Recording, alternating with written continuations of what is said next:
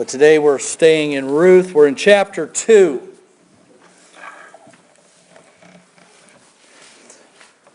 Roger Von Ock, in his book, A Kick in the Seat of the Pants, he made a suggestion, and we've heard it before, that you take a look around where you're at, each one of us sitting where you're at, and look at, let's just say look for something, 5 things that are purple. Look around, see if you can see 5 things that are purple. Well, here's the thing. When you get a purple mindset and you start looking for purple, you start seeing it all over the place. You'll see it on people's clothing. You'll see it on the Easter lily wrapping, on the robe, wherever. You start picking it out all over the place. You're able to see these colors. And if that doesn't ring true with you, well, remember buying your car. You know how that goes. You buy your car, and this last one, especially for us, we bought a Honda Pilot. I thought, oh, it's cool, it's a Honda Pilot. And I'm thinking, I don't see a lot of Honda Pilots. And as I'm driving down the road, I'm seeing Honda Pilots everywhere. And I'm not just seeing Honda Pilots, I'm seeing black Honda Pilots everywhere. That's the way it goes. And the reality is what we learn here is that we have that happen. That peculiar thing happens because people find what they're looking for. We see what we're looking for. And at times in our lives, God can seem strangely absent. He can look like He's not really there, like almost as though He's disappeared. But really, we lack a God mindset at that moment. God hasn't gone anywhere. We're just not looking for Him. We're not at that place.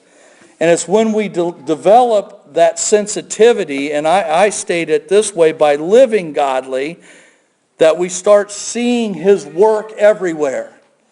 When we're in the right place, we see God's hand. We could see it.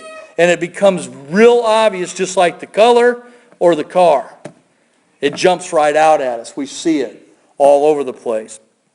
And this is the point of our text for this morning as we continue this story of Ruth. This very simple story when you read it, but I'm going to tell you, loaded story as we're learning.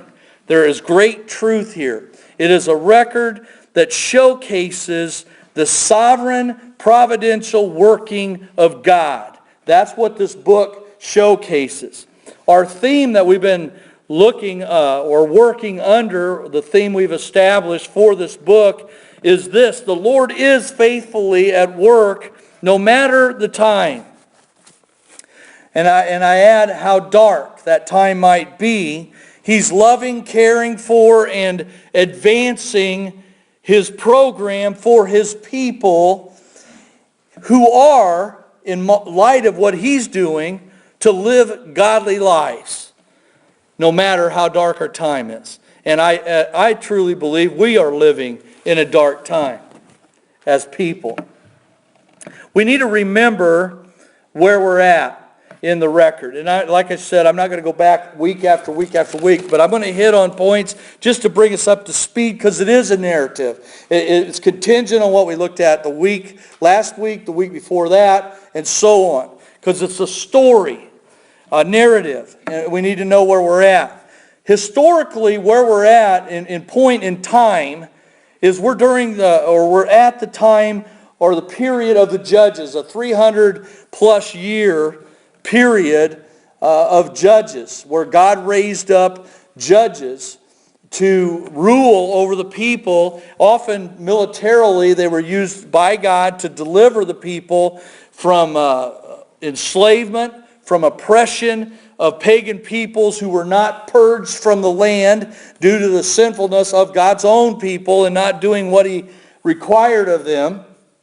And so we're in that period. And in verse 25 of Judges of chapter 21, right above your heading of Ruth there, the last verse, it says, "In those days there was no king, and everyone did what was right in his own eyes, in his own sight." That is the atmosphere of Ruth. That's where we find Ruth dropped out in time, that's where she's at. That's the story, is in that historical context. We had a man and a family, a covenanted family, if you will, living in the promised land. Elimelech with his sons, Mahlon, Chilion, and his wife Naomi. They're living in the promised land. They're to inhabit that land. But famine comes to the land. And we already noted when there's famine in the land of promise, the land of covenant, according to the Palestinian covenant, it's directly related to God's hand of discipline upon the people, because they've entered that relentless cycle that characterizes the book of Judges. From serving God to sinning against God to idolatry to oppression to deliverance through the hands of judges to coming back to serving God, and it just continues. They just seem to never get it because they wanted to do what was right in their own eyes. We have this family. And famine had hit Israel in the land of promise, and they run. They went to Moab. They traveled to Moab, and like I said last time, and I've said all along, you can't really hold it against him. He's trying to provide for his family. But the reality is, he's not where God would have him be as an Israelite. You say, well, there was famine. Listen, you bear up to the discipline of God and you do what's right. You don't run from God's discipline. And when he went there, he suffered consequences for that decision. Great consequences. Elimelech died there. Both his sons died only after taking Moabite wives, Orpah and Ruth. Now we have poor Naomi, who was widowed over here in Moab, a pagan country, pagan people. Chemosh was their god. He's akin to Baal, a vile idol. Detestable practices and ordinances that surrounded this particular little deity, if you will. And that's where we find Naomi with these two daughters-in-law. They're women in an ancient culture. It's a bad place. It's a hard place to be.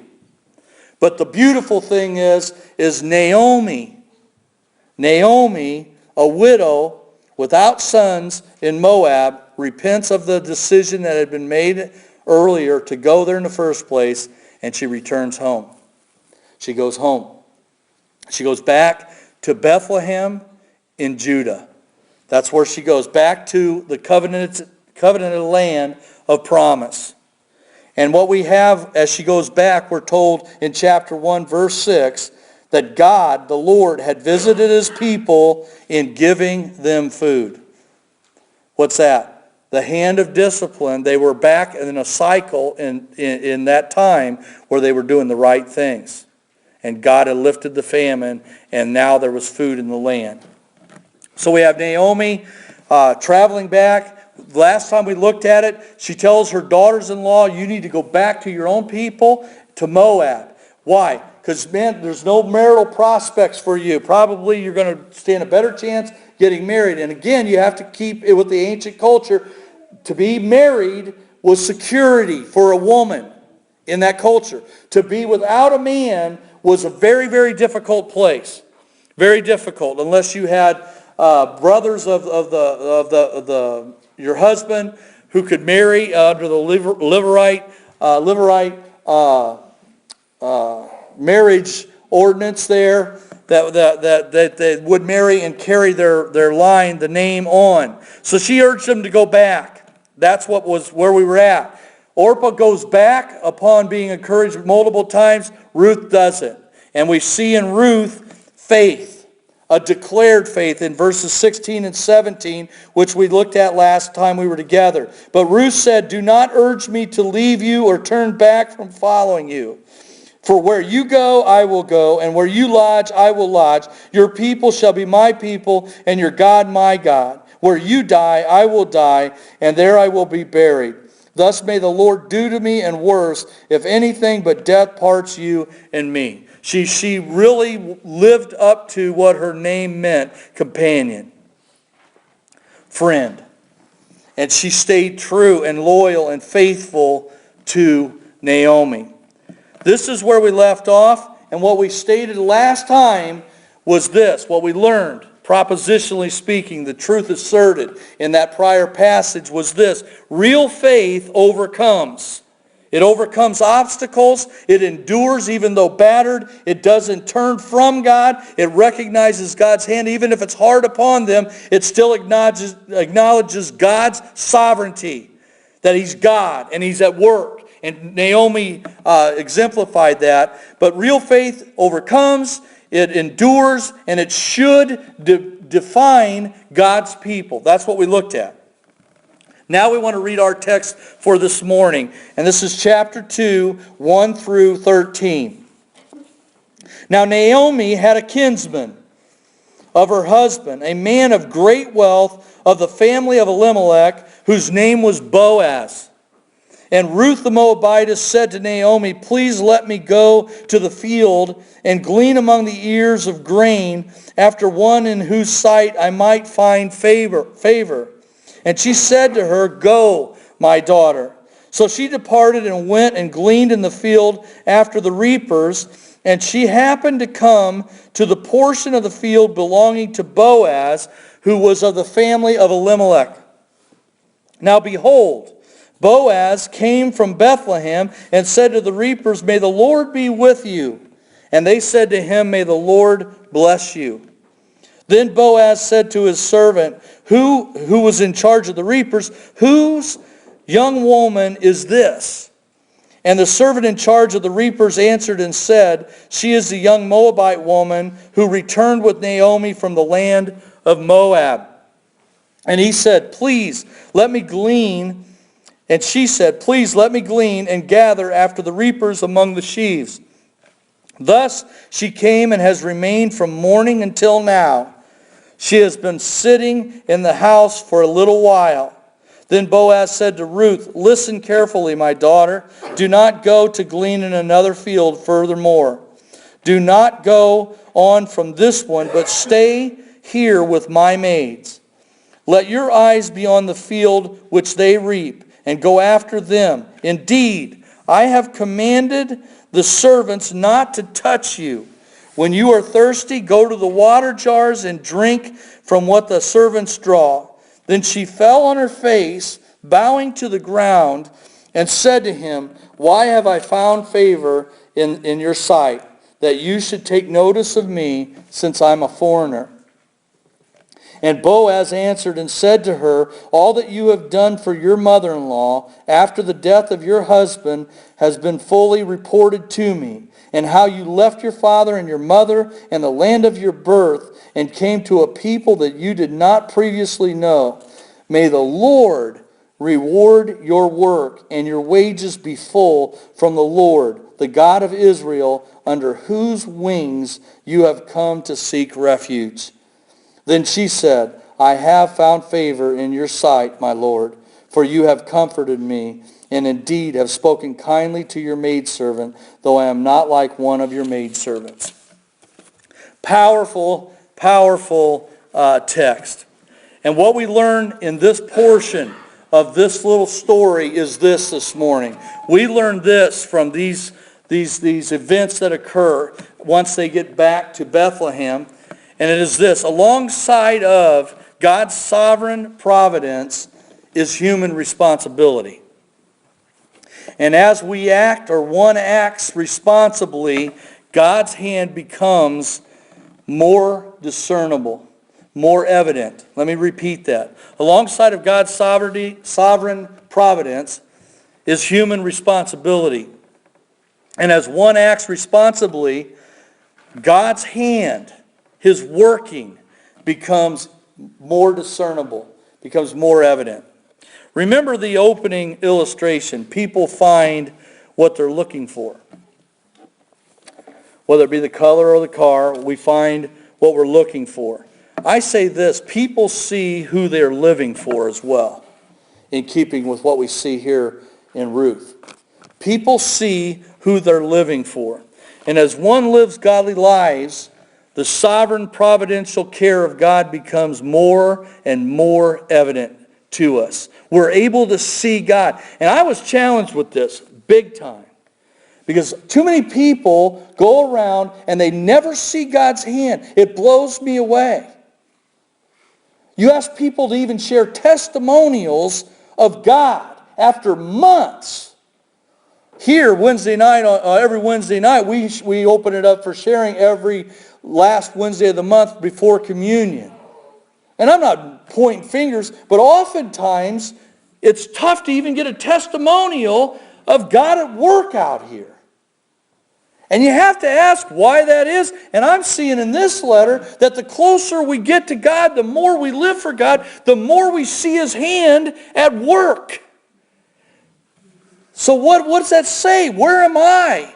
I think we're callous to God's hand because we become calloused in our lives toward God, in living for God. We go through the motions, but we're not really living as we should for Him. And we need to take a lesson here as we look at what's here. When we live the godly lives, that providential, sovereign working of God becomes evident.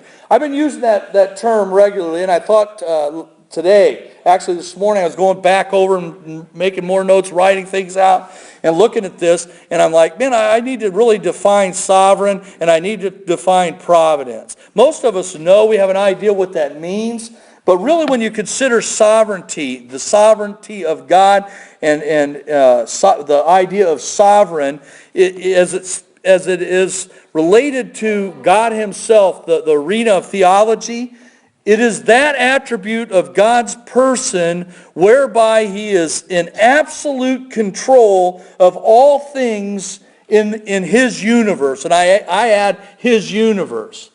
Everything God has created, He's in control of that. He's God. And that's what sovereign means. He's in absolute, total authority over everything. He's in control of it. Then providence is very much akin to sovereignty. In fact, I don't believe you can have providence without having a sovereign God. You can't, because what is providence? Providence, I'm giving you two words. It's divine guidance. It's putting people and putting God's program on a path where it will come to pass because He is sovereign God. He can so work that He can not only move individuals, but He can move nations. And He can also move nature. He can make everything happen and move people to where He wants them to be at a moment in time. And Ruth, Naomi, shine as evidence of that very, very fact. So those are the definitions. And as we come to our story this morning, I noted this, and I told you this at the outset in the introduction. Love is in the air here. This chapter here, love is in the air. And we're going to see this unfolded more and more. And I'm not going to give away my entire hand here. But what we see is there's 4 different love stories going on. And they're intertwined with each other. But individuals here. But the first one we see is God's love. God's love toward Ruth. We start seeing surface in a big way. Toward Boaz, toward Naomi, toward Israel, and toward the world. That's where we're headed. That's the God side of what we'll start seeing. As it relates to Ruth, we see Ruth's love for God surfacing as she grows in that declaration of faith and steps out and lives responsibly in a foreign land for God. God rewards that, and we're going to see that. We see her love for God. We see her love for Naomi only continue. Naomi is never out of the mind and the heart of Ruth. Never. She considers her always. And then we see the beginning or the early stages of a love starting to blossom for Boaz. Then we come to Boaz and we see his love for God and Ruth. The man he is in the land of Israel, and we see how Ruth captures his attention immediately. Immediately. And then when it comes to Naomi, I love Naomi. I love her because she was able to see what God was doing to her, changing her heart, bringing her back. And we see her love for God here and her love for Ruth starting to blossom even more. Because you know what's been missing? As we've been looking at Ruth and Naomi, we hear Ruth's heart for Naomi all over the place. We barely hear Naomi give any encouragement. All we've heard from Naomi as it relates to Ruth, you need to go back. You need to go back. Now that was concern for her, but we're going to see she calls her daughter, and she starts noting, and she's going to come to the place where she recognizes how blessed she is to have a Ruth in her life. So this is a real love story. Yet with this loving backdrop, we see people living, and I state this because that's where we're at today. We see them living responsibly before God, who is sovereign and sovereignly and providentially at work for them. And there's an increased awareness of that fact as it grows in their lives. I want to look first today, though. We're going to look at the various characters of the story, and I want to look first at Naomi. I've read the record, I've read the story. Now I just want to back up, and I want to look at Naomi and God's hand, that providential work there. We know the record, we know the story. She's a widow, she's in a hard place, but she's a Jew. She is a lady, a woman of the covenant, a covenant person, and she's back in the land because she repented of an earlier decision made by her husband and herself to leave the land of promise. And we find that she is a woman of faith. And I'm talking about Naomi, not Ruth at this point. Naomi is a woman of faith, but what we've learned is it's battered yet believing. Look at verse 13. Real quick, referencing back. This is Naomi. She states, "The Lord has gone forth against me." In verse 20, down here, she said to them, "Do not call me Naomi, call me Mara, for the Almighty has dealt very bitterly with me." And in 21, she goes, "I went out full, but the Lord has brought me back empty." And then she goes on down here, "The Lord has witnessed against me. The Almighty has afflicted me." You say, well, that's not faith. Yes, it is faith. Well, she's complaining. No. What do we say? She's acknowledging what God had done to bring her back here. She sees it more plain than most commentators that I've read on the book. She knows God's hand was against her because they made a bad decision. And there were consequences for the decision. And though she comes back battered, she's believing. She's still believing in a sovereign God who worked in her circumstances to bring her back to this place. Now, getting to God's hand here. Now what we have is she is at the right place and the right time. The right place is she's back in Bethlehem. In Judah, she's in the promised land. And the right time is verse 22. Look at it. What's it say there? At the very end, and they came to Bethlehem at the beginning of what? Barley harvest. Right time. Right time. I love God when it comes to time because we talk about God not being limited to time and He's beyond time, but it's really cool how He works in time. And He moves us to specific places at specific moments in time for His purposes. And He brought her back. He brought her back sovereignly, working providentially. He brings her back to the right place and the right time, and it's the beginning of barley harvest. Then in verse 2:1, we see God's providence. Look at it.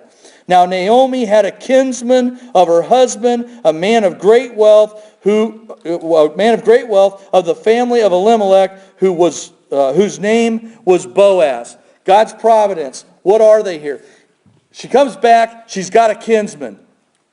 That's God's hand. She's got a kinsman of her husband. What does that mean for her? It's hope. It means that there is hope for her. Being widowed may not be the end of the road for her. Just being widowed and back in the land, there's still family here. There's a kinsman. Now this kinsman, the whole teaching on kinsman, I hope when we get there and I lay this out that you're as blown away by this as I have been with this whole truth of the kinsman redeemer. It is so powerful.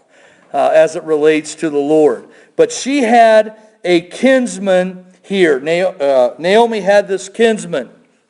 Then we're told by providence, God's hand, he's not only a kinsman, but he is a mighty man. My translation reads as well, a man of great wealth. He was regarded by the people of Israel. He was a respected man. He was a mighty man.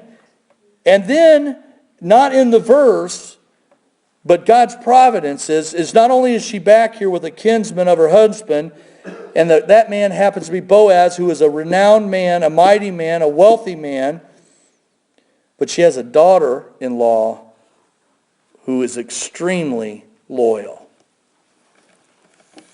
All coincidence? Absolutely not.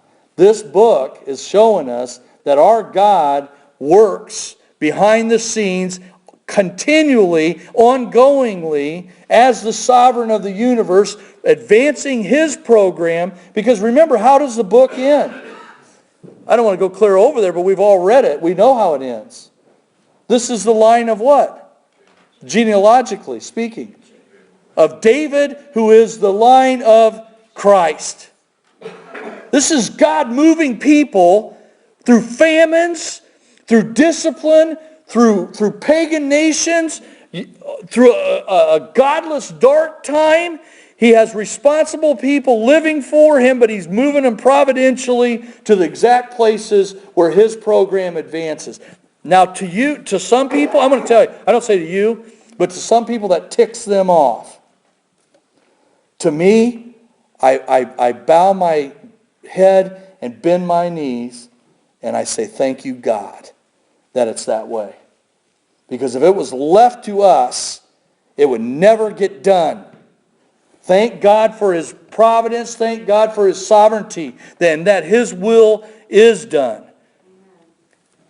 Because it wouldn't get done if it fell to us. Naomi was one, when you look at her in this portion of the record, she's one who shines for seeing God's hand in all of life's ups and downs with her. We'll see it develop even more. And I might add, she's one who serves as well as an example of this. You're never too old to do the right thing. Seriously. You say, well, how old is she? I don't know. She's older than Ruth, and she's older than Orpah, and she's probably at least as old or older than Boaz, who is older than Ruth, we're going to see as well. But she's older. But the thing is you're never too old to do the right thing. You're never too old if you're God's people, if you're one of God's children, to repent and do the right thing. I'm telling you, you say, well, I've always known that. Well, you may know it, but a lot of people live entrenched in their sin condition because they believe they're too old. They believe God has no way to change them or work and make them any different. And I'm telling you, He can. He can. He can use you. Even in our old age. Man, if we have to check out at, I don't know, you pick the age, I'm close to checking out. And I'm not planning on checking out till He checks me out. Because we're not too old to learn and grow and see God's hand and get in the place where we can be used of God. She came back. She saw a God who was sovereign, who was disciplining her, chastening her, and she knew she had to break with the past and the tragedies of the past and get to the place where God could do something. And she did. And she did. She didn't stay entrenched in that. Then we come to Ruth. Ruth in God's hand. Let's look at her. I want to pick it up in 1:16 first because I want you to see this. She says something here, and we looked at it last time, and it's powerful here. Do not urge me to leave you or turn back from following you. For where you go, I will go, and where you lodge, I will lodge. And here it is. Your people shall be my people, and your God, my God. What is that? That's faith. She is a true proselyte to Judaism, to the covenant of Yahweh. She has come under, as we're going to find Boaz stating, the shelter of the wing of the God of Israel. That's faith. And it was faith, by the way, early on and at the very outset of her salvation experience that had to overcome major obstacles. Her mother-in-law encouraged her 3 different times, go back, go back, go back. Orpah went back. Ruth stayed true to her name, and she remained a companion and a friend. Why? She had not only embraced Naomi, but she had embraced Naomi's God and Naomi's people, which she was now living that experience. So we see in her this faith to start with. But look at verse 2. And Ruth the Moabitess said to Naomi, please let me go to the field and glean among the ears of grain after one in whose sight I may find favor. And she said to her, go, my daughter. Now this verse to me is faith with feet when you look at Naomi. We'll get to the providential working of God here, but it's here. You'll see it. But you have faith with feet here. Because what you have is they're back in the land, but they have physical need. And what's the physical need? They need food. They're widows. They're not. They have land, but that land is not sown with grain. They're just coming back. They have Elimelech's property rights, but they're not planted. It's not planted ground, so they have a need of food. There's need of food here. She does something about it. Now I want you to see that. This is Ruth, a young believer, just turning to faith, and she comes back to the land with her widowed mother-in-law, and they have to have food to survive. And so she sits down and waits for that to happen. No, she doesn't. She does something about it. She does something about it. Also, notice it points out again, she's a Moabitess. Why do that again? That's significant. That's significant. She's a foreigner. She's a foreigner. Going into a land, she has immediate physical need, and that is to provide food for her and Naomi, and she's in a foreign land, and she's got to go forth. But also notice this. She knew the law of the land that she was going to. So she wasn't just a proselyte in ignorance. She was a proselyte in her understanding, because she must have become aware or studied what the law was. And what was the law? She knew that she had a right as an alien and as a poor person to glean in Israel. It's a right. God put it within the law to take care of the poor and the foreigners, the aliens in the land. They would leave the corners of their fields so that they could go and glean what was left there, and that they would have food. That was there. So she wanted to do that. So she wanted to exercise the right to glean, and Naomi gives her permission. Go, my daughter. She tells her to go ahead. Verse 3, look at this. So she departed and went and gleaned in the field after the reapers, and she happened to come to the portion of the field belonging to Boaz, who was of the family of Elimelech. What's this? This is God's hand. This is God's hand. I like how it's said here. She happened to come. She sure did. She sure did happen to come. And how'd she happen to come? By the sovereign providential working of God. He put her right where he wanted her. And that's in the field of Boaz. And then look at verse 4. I love this little phrase here. Now behold. Now behold what? Boaz came. What's that about? Well, he owns the land. He just happened to come along. No. Start thinking about what's going on here. We lose sight of this because we don't want to see God's hand. But when you're in the right place, all you can see is God's hand. You see what I'm getting at? They were in Moab. There was famine in Israel. Israel was under the discipline of God.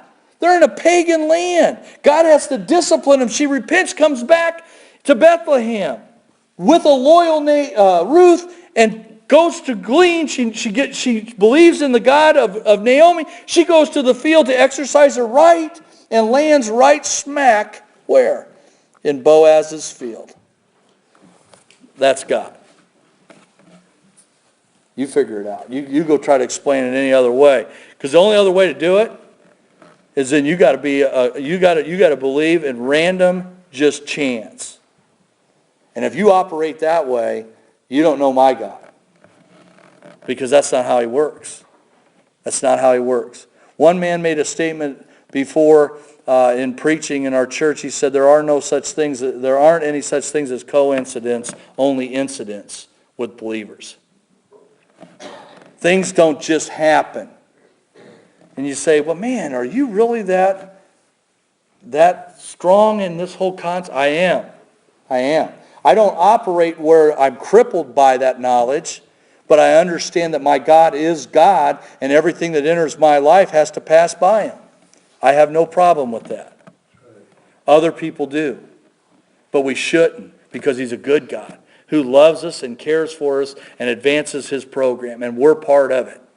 You and I are part of it.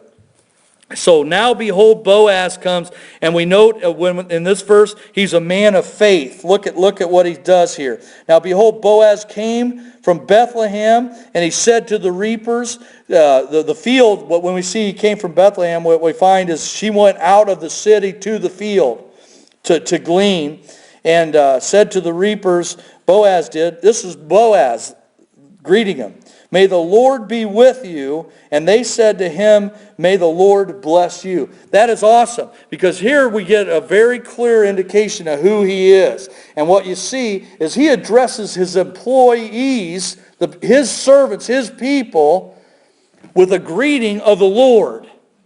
And they think so highly of him, they turn and greet him in kind with the Lord's blessing. That tells us something about Boaz, the man.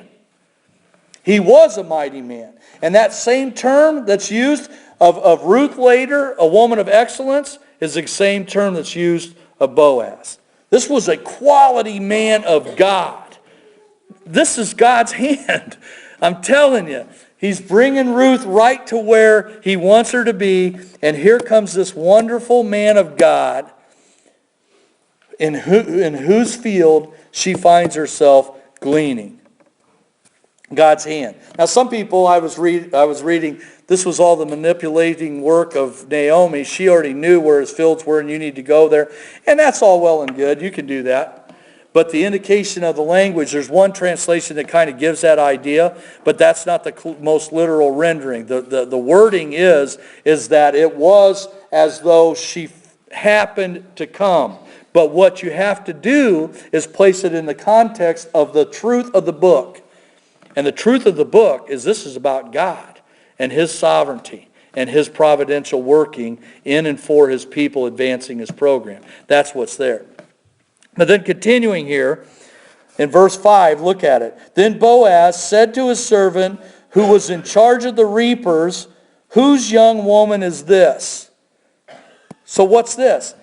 What do we have here? He takes notice of Ruth immediately upon coming to the field. He sees her. He spots her. He spots her. Well, that's a good boss. He knows who's working in his fields. Yeah, and he knows when one who wasn't there is there, and he notices her. And I believe he really notices her, as we'll see here. Look at verses 6 and 7 here.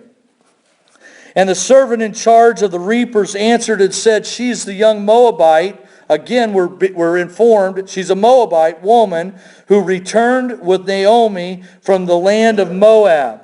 And she said, please let me glean and gather after the reapers among the sheaves. Thus she came and has remained from the morning until now. She has been sitting in the house for a little while. So in these two verses, it's something cool. We already saw when Naomi came back with Ruth, that it said that Bethlehem was what? Stirred. And they saw Naomi, the people, and they said, could this be Naomi? Why did they say that? Because she bore the hardship on her countenance that she'd endured. And then that she went on to define who she was. Call me Mara, because of what she had experienced. So she comes back here, and they see her, and ultimately now, once they're back, Ruth is out here. I've lost my train. She's back in the field. Ruth is gleaning here. And look at this. The people, though, when you get over here, the servant in charge of the reapers answered and said, she's the young Moabite. What's that tell us? They know her whole story. It's kind of like Delavan. It's kind of like these little small niches, little places out here. When something happens, everybody knows about it. And in this case, this is a good thing. They knew who she was. And here's the thing. It's positive because they knew who she was to Naomi and what she had given up for Naomi. And more importantly, not only did the servant know who she was, Boaz knows as well. So they knew her. And then I like this too. It says here, when she came to the field in verse 7, she said, that's Ruth, she said, please let me glean and gather after the reapers among the sheaves. See, even though they had the right by law to glean in the corners of the fields, she still sought permission. And I think the reason she seeks permission is because she's not a Jew. She's a proselyte. But it keeps telling us she's a Moabitess. She's from Moab. And so she does the right thing. She's honorable. She's a woman of excellence. She goes to Boaz and says, may I glean in your field? And then in 7b there, at the last of it, thus she came and has remained from the morning until now. She has been sitting in the house for a little while. What's this? She was a hard worker. And I love this because even in the New Testament, we find with the Thessalonian church, there were people sitting on their hands because of the fact that God was coming back. And what we find with Ruth, she didn't wait around on God. That's where I was saying sovereignty and providence. Alongside of that comes what? Human responsibility. Just because God is sovereign does not mean we sit on our hands. In our lives, in our work, in our ministries for Him, God's going to save who He's going to save. That's hyper-Calvinism. That's saying God's going to save who He's going to save, therefore I don't have to get in the game and be used of God in any way because God's going to save who He's going to save. Well, the reality is you're right, but you lose. God is going to save who He's going to save, but He chooses to use His people to be His witnesses. And when you decide to rest on your laurels and on your theology, understand something. You're taking yourself out of the very program God's placed you in His sovereign providence. He expects us to act responsibly in His program, in our moment in time, in our place. And Ruth was doing it. She was doing it. She plugged into what the law said, I can glean in the field. She goes to the field, what's God do? Man, she's doing exactly what she ought to do as a proselyte. She goes out and she goes into the field. So guess what God's going to do? I'm going to put her in Boaz's field, because Boaz is a kinsman of Naomi. And furthermore, I'm not only going to put her in Boaz's field, but I'm going to cause Boaz to take notice of her. And I'm going to make sure that these two, in the end, love starts blossoming. Great things are going to happen. She did what was right. She did not sit around on her hands here. And what happens is, look at verses 8 and 9. That's exactly what happens. Then Boaz said to Ruth, listen carefully, my daughter. Listen carefully, my daughter. Do not go to glean in another field. Furthermore, do not go on from this one, but stay here with my maids. Let your eyes be on the field which they reap, and go after them. Indeed, I have commanded the servants not to touch you.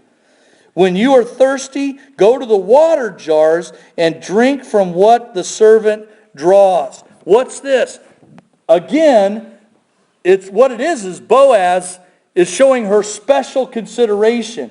But why is he showing her special consideration? Why would he pick her out of everybody? God. There's only one answer. It's God. God. She's a foreigner. He instructed them not to touch her. What does that tell you?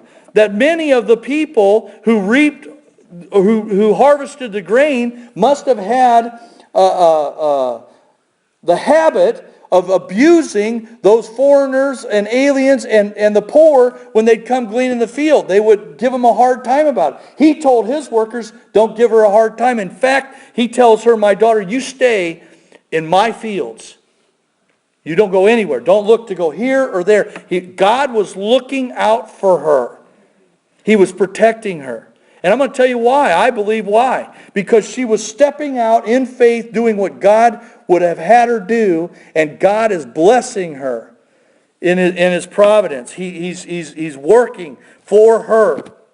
And so we see that. Then in verse 10, I love this. This is so great. Look at it. Then she fell on her face. She fell on her face, bowing to the ground, and said to him, why have I found favor in your sight, that you should take notice of me, since I'm a foreigner? Again, what's she bring up? I'm a foreigner in a foreign land. It's a great question with one answer, just one answer for Boaz. And he answered, you are so good looking. That wasn't the answer. I think she must have been attracted because he noticed her immediately. But I'm going to tell you what he says.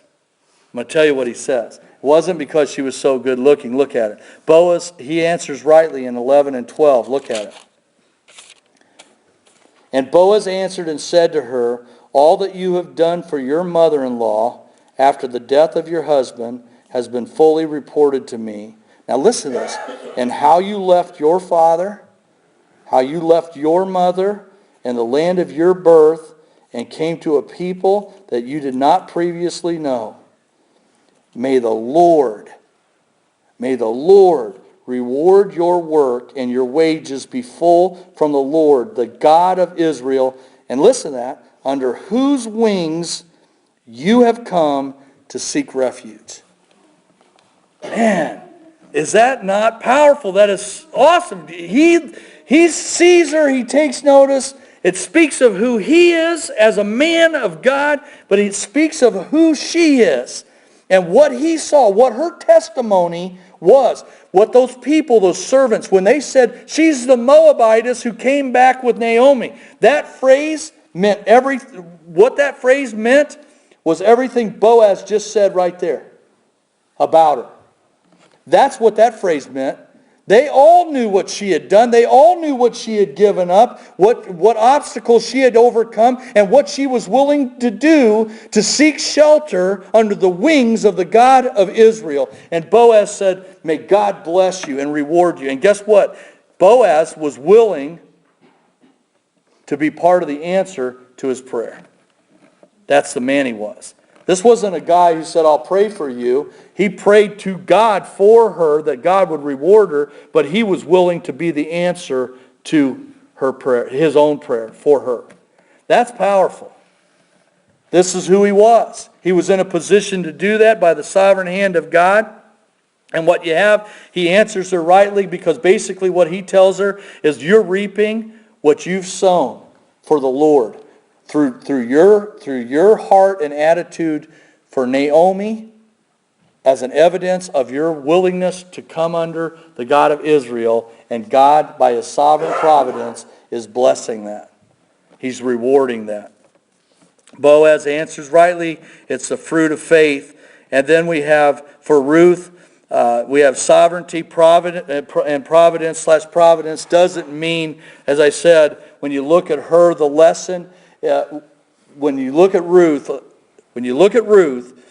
and what she did in this portion of the record, for her, sovereignty did not mean just sit around. It meant responsibility on her part to move in keeping with who God is.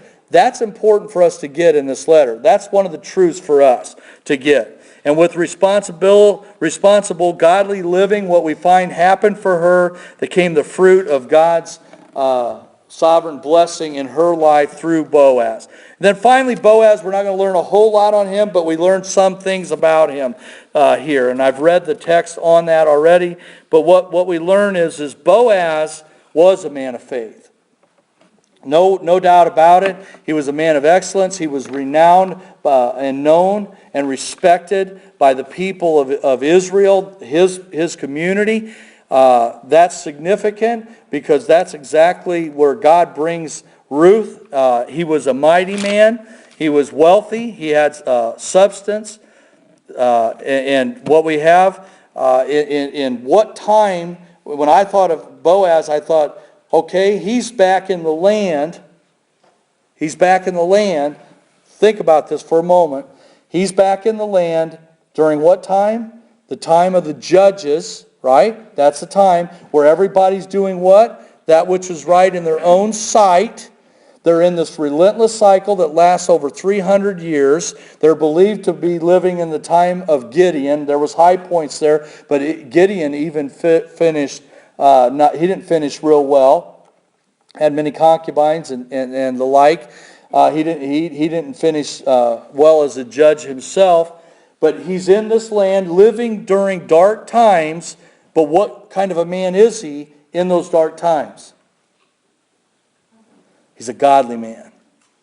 He's a godly man. And he's living responsibly for the Lord. Now here's what I want you to see. He's living in dark times. He never went to Moab. He stayed under the chastening hand of God during his lifetime. And in his lifetime, he's in a cycle of God's blessing upon the land because the people had done what was right.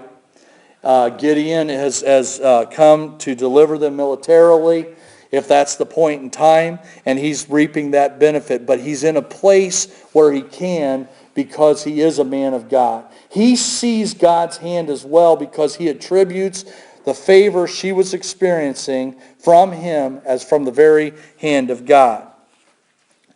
He was, when you look at here, I believe God's responding to him as well in his providence and sovereignty through that to his faith, because he's a kinsman of Naomi, ultimately of Elimelech.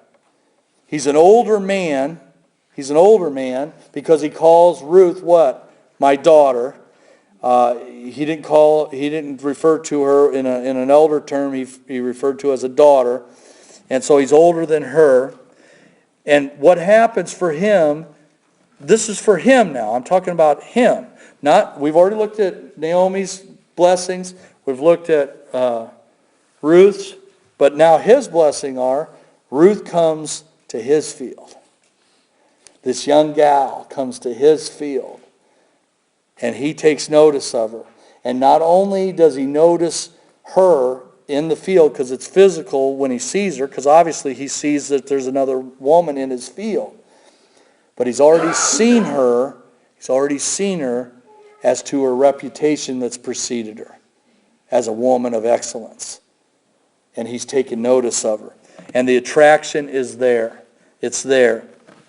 So he evidences that attraction with the special consideration. So where are we at? I'm going to wrap it up here real quick for you.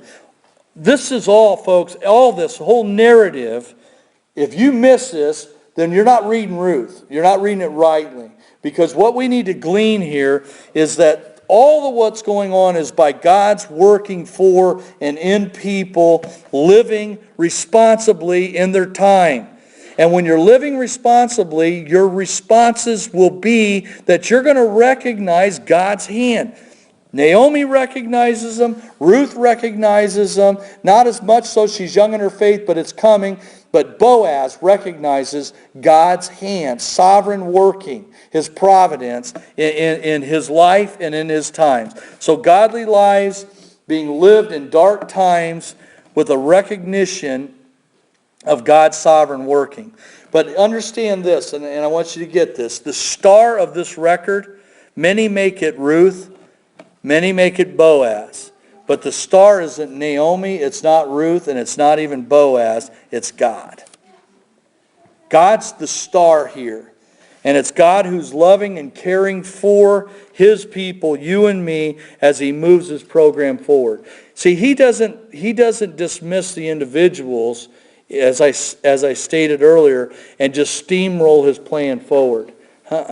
He moves people, makes people, builds people for His glory as He advances His program in them, through them, and even for them, but ultimately for His glory as a sovereign God. As a sovereign God. Let's pray together. Our Heavenly Father, we thank You for Your Word. We thank You for this record, this narrative, this little story situated here in the Old Testament that is so rich with truth, that clearly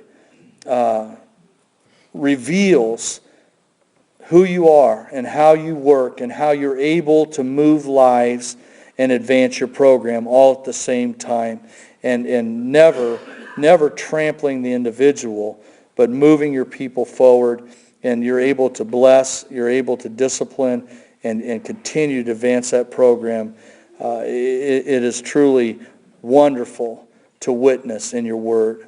I pray that we might grasp hold of that and realize that we're under You in the same way as sovereign, and we have a responsibility in light of that knowledge to live our lives in a godly way.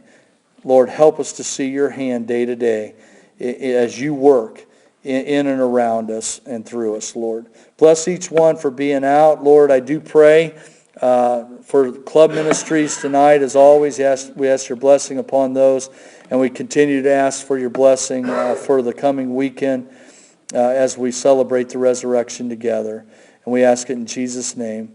Amen.